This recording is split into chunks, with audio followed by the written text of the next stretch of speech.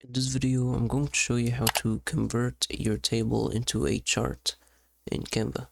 So I have this example table and I want to make a chart out of it. So maybe a bar chart or line chart, whatever. So to do that, just the first step is to convert your table into a sheet. So what I mean by that is that you'll see A, B, C, just like in Canva sheets. So to do that, just click on your table, click anywhere. It doesn't matter that you're selecting a cell, and then right click or click on these three dots, and then in this menu, scroll down until you see convert to sheet. So click on that, and as you can see, this is what I mean by convert it to a sheet. So it's like you have embedded Canva sheets right into your design.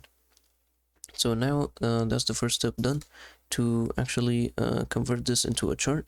Now you'll be able to actually see Canva Sheets functionality, which one of them includes making a chart. So at the top bar here, click on Magic Charts, which look like a bar chart. So click on it while selecting the two columns which you want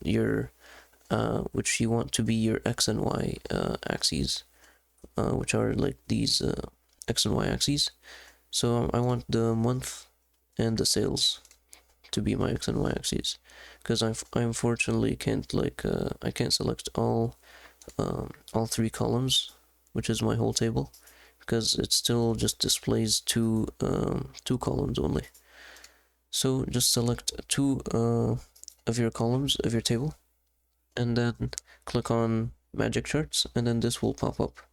As you can see, it already shows me a chart of my data.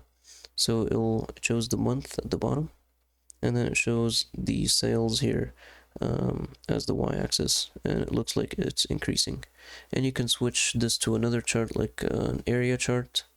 This is basically the area of this line, the area under this line, or a bar chart, or even a funnel chart.